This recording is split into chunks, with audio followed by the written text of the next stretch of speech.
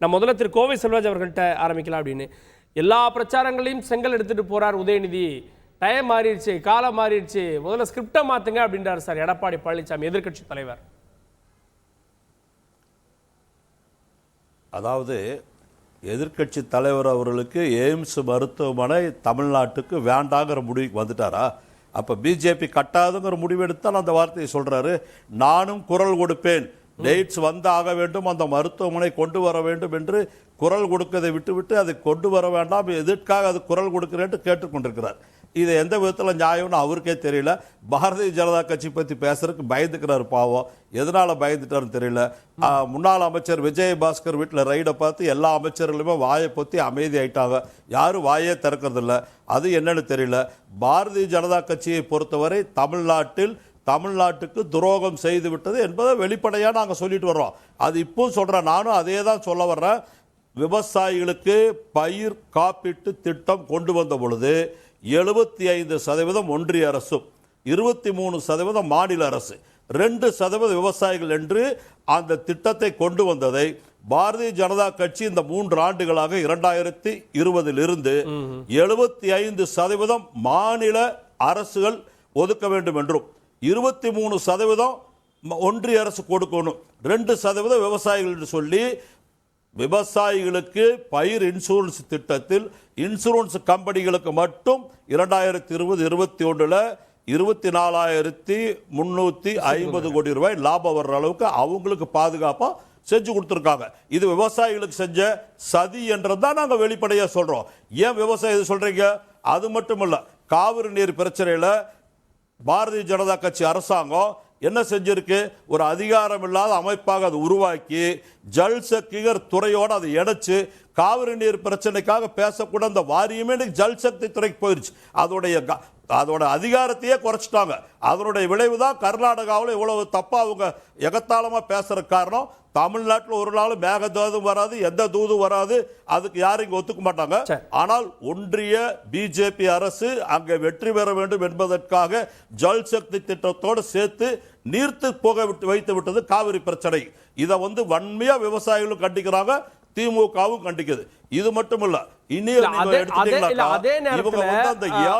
பாதுகாக்கப்பட்ட வேளாண் மண்டலமா அறிவிச்சது நான் தான் அப்படின்னு எடப்பாடி பழனிசாமி அவர்கள் சொல்றாருல. நீங்க மீத்தேனுக்கு செயல்படுத்தலையே. நான் என்ன சொல்றேன் சார், நீங்க அறிவிச்சீங்க, இந்தியாவுடைய ஜனாதிபதி அதுக்கு ஒப்புதல் கொடுத்தாரா?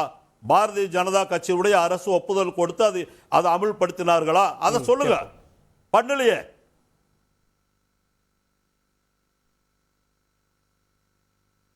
கேப்போம் சார். நான் சசிரேகா அவர்களுடைய முதல் பார்வையை பெறுவதற்காக இங்க குற்றச்சாட்டுகளை முன்வைப்பதை தாண்டி இன்னைக்கு போட்டி எங்களுக்கும் திமுகவுக்கும், எங்களுக்கு திமுகவுன்னு சொல்ற நிலைமைக்கு அதிமுக தள்ளப்பட்டிருக்கா?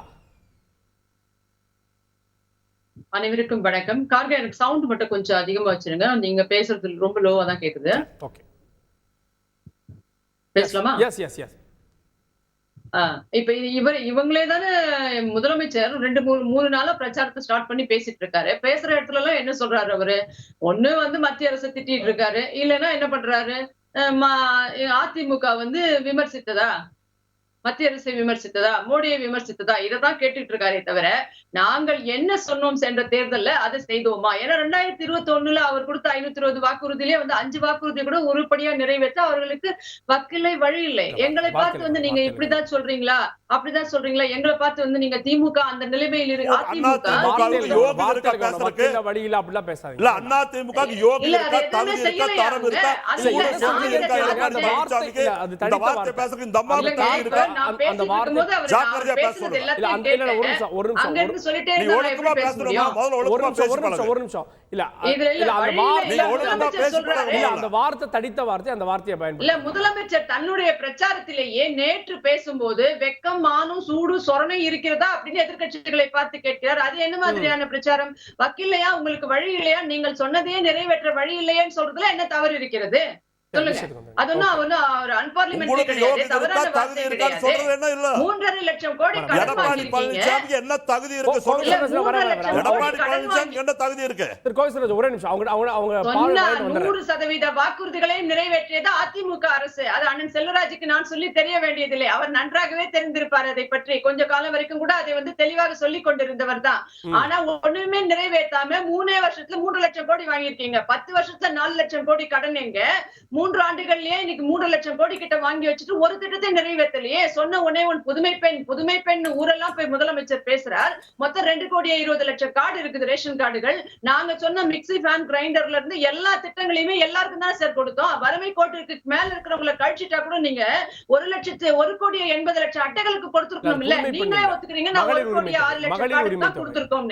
1,14,00,000 ஹலோ இல்ல புதுமை பெண் வேற திட்டம் எப்படி நீங்க நிறைவேற்றிட்டு தான் இருக்க முடியும்? இன்னொன்னு கேக்குறீங்க, அதிமுக இன்னும் திமுகவை தான் எதிர்க்கிறது, திமுகவை தான் போட்டின்னு சொல்ல வேண்டிய நிலைமையில் இருக்கிறது. இவங்க கேக்குறாங்க, நீங்க ஏன் எங்களையே எதிர்த்துட்டு இருக்கீங்க, நீங்க மத்திய அரசு எதிர்க்கலையான்னு. இது பாராளுமன்ற தேர்தல். போன முறை 38, 39 வெற்றி பெற்றது நீங்கள், புதுச்சேரியோட சேர்த்து. நீங்கள் என்ன சாதித்தீர்கள் தானே கேட்க முடியும். இப்போ 3% வாக்கு இருக்க இங்க பிஜேபியை நாங்கள் எதிர்ப்போமா? போன முறை அவர்களோடு இருந்ததால் எங்கள் வாக்குகளும் திமுகவுக்கு போச்சு. அந்த வாக்குகளை சிதறடிக்க வேண்டும். அதை இன்னைக்கு மொத்தமா அதிமுகவுக்கு வர வேண்டும். திமுக ஓட்டு தானே எதிர்க்க முடியும். நாங்க இப்ப மத்திய அரசையோ இல்ல பாஜக ஓட்டுகள் அந்த 3% எதிர்ப்போமா, 30% எதிர்ப்போமா சொல்லுங்க. அதனால்தான் அதை கேட்கிறோம். நாங்க திமுக ஒரு திட்டத்தையும் செயல்படுத்தவில்லை. பொய் வாக்குறுதிகளை கொடுத்தார்கள். மோடி வந்துருவார் அப்ப கோ பேக் மோடி சொல்லிட்டு இப்ப வெல்கம் மோடி சொல்லி, அப்ப அன்னைக்கு கருப்பு கொடை, இன்னைக்கு வெள்ளை கொடை, அன்னைக்கு கருப்பு பலூன் பிடிச்சிட்டு இருக்காங்க. மொத்தமே கபட நாடகம் தான். ஆதி காலத்துல இருந்து 99ல இருந்து கள்ள உறவில் இருந்து கொண்டிருக்கக்கூடியவர்கள் திமுகவினர் தான். கேலோ இந்தியாவுக்கு அங்க பாஜக ஆள்ற மாநிலங்கள்லயே அல்ல, பிரதமரை அழைக்கல. இங்க ஏன் சார் அழைச்சி வெத்தலை பாக்க வைக்கிறீங்க? ஹிந்தி தெரியாது கத்துட்டு போடான்னு சொன்னாரு இல்லீங்களா? அப்புறம் ஹிந்தி கத்துட்டு வாங்க நிதிஷ்குமார் சொல்லும் போது அமைதியா தான் சார் வேடிக்கை பார்த்துட்டு எழுந்துட்டு வந்தீங்க. அப்புறம் என்ன சார் உங்களுடைய அண்ணா காலம் தொட்டு இந்திய எதிர்ப்பு, இதுதான் உங்க இந்திய எதிர்ப்பின் லட்சணமா? அப்புறம் நாங்க எப்படி பிரிப்போம்? உங்களை தான் சொல்லுவோம். இத்தனை வாக்குறுதிகளை கொடுத்தீர்களே, நீட் ஒரே கையெழுத்துல முடிச்சிருவோம்னு சொன்னீங்களே, எய்ம்ஸ் கொண்டு வருவோம்னு சொன்னீங்களே, காவிரி வைகை குண்டாறு என்னாச்சு? 11 மருத்துவக் கல்லூரி கொண்டு வந்தோம் சார். ஒரு கல்லூரி கொண்டு வர முடிஞ்சுதா சார்? எதிர்த்து கொண்டு வந்தோம் சார். ஒரு பாயிண்ட் ஏத்த முடியுதா சார்? அப்புறம் யாரு சார் எதிர்க்க முடியும்? நாங்க ஓகே கேப்போம். திரு கோவை செல்வராஜ் 520 வாக்குறுதி கொடுத்தீங்க, எத்தனை வாக்குறுதி நிறைவேத்துறீங்க? இன்னும் எவ்வளவு பெண்டிங்ல இருக்கு? அதனால நாங்க கேக்குறோம்ன்றாங்க சார். இல்ல கொடுத்த வாக்குறுதிகள் அத்தனை இங்க படிக்கிறதுக்கு நேரம் தர்றீங்களா? ஒரே நிமிஷம் சொல்ல நேரம் தர்றீங்களா? நான் மொத்தத்தை படிச்சிடுறேன். எவ்வளவு 470 வாக்குறுதிகள் நிறைவேற்றப்பட்டிருக்கிறது. 22 வாக்குறுதிகள் சொல்லாத வாக்குறுதி நிறைவேற்றப்பட்டிருக்கிறது. அது மாதிரி இந்த பஸ் உரிமை தொகை கொடுத்திருக்கமே. இன்னைக்கு 450 கோடி பெண்கள் தமிழ்நாடு முழுவதும் பஸ்ல பயணம் பண்ணிட்டு இருக்காங்க. 480 அந்த அம்மா சொன்னாங்க இல்லையா, அந்த புதுமை பெண்கள் திட்டத்துல 4,70,000 பெண்கள் மாசம் வாங்கிட்டு இருக்காங்க. இல்ல 480 கோடி அவர் சொல்றது நீங்க நான் இல்ல சார். என்ன சார் கணக்கு? இதுல இருந்தே இதுவரை 450 கோடி பயணங்கள் பெண்கள் பயணம் பண்ணிட்டாங்கன்னு சொல்றோம். உங்களுக்கு தெரியாது நான் என்ன செய்ய முடியும்? சரி ஓகே சசிகலா ஒரு கோடியே இல்ல 1 கோடியே 17 லட்சம் குடும்ப பெண்களுக்கு மாதமான 1000 ரூபாய் கொடுத்துட்டு இருக்கோம். பொங்கலுக்கு கொடுத்துருக்கோம். இன்னைக்கு 45,000 கோடி கல்வித்துறைக்கு, உயர் கல்வித்துறைக்கு 8,000, மொத்தமா 53,000 கோடி இந்தியாவிலேயே வரவு செலவு திட்டத்தில் தமிழ்நாட்டில் 35% நிதியை கல்வித்துறைக்கு ஒதுக்கி இருக்கோம். 97% குழந்தைகள் இன்னைக்கு எல்லா இடத்துலையும் பள்ளிக்கூடத்தில் படிக்கிற குழந்தைக்கு காலை சிற்றுண்டி மதிய உணவு கொடுத்து இன்றைக்கு இந்தியாவிலேயே முதலிடத்தில் இருக்குது தமிழ்நாடு. அதை மறந்துடாதீங்க. நீங்க 11 மருத்துவமனை நீங்க தலைவர் கலைஞர் முதலமைச்சராக இருக்கும் போது கொண்டு வந்த திட்டத்தில் கொண்டு வந்ததுல அதோட செயல்படுத்துறதுக்கு ஒன்றிய அரசு கொடுத்த அனுமதி தான். அதோடைய நீங்க ஒண்ணு திறக்கல. இப்ப திமுக அரசு வந்ததுக்கு அப்புறம் 7 மருத்துவக் கல்லூரி நாங்க தான் திறந்திருக்கிறோம், நீங்க திறக்கல. அதாவது நிதி ஒதுக்குறது யாரு? இப்போதைக்கு தான் செஞ்சிருக்கிறோம். நீங்க செஞ்ச ஊழல்களை வெளியே சொன்னோம்னா அது பட்டியல் போட்டா நேரம் போகாது. அதனால நீங்க பிஜேபியை பேச மாட்டேங்கிறீங்க. இப்ப டிவியில பேசுறீங்களா? பிஜேபி என்ன தப்பு பண்ணுன்னு சொல்லுங்க பாப்போம். ஏன் வாயை திறக்க மாட்டேங்கிறீங்க? செய்திகளை உடனுக்குடன் தெரிந்து கொள்ள உடனே சப்ஸ்கிரைப் பண்ணுங்க.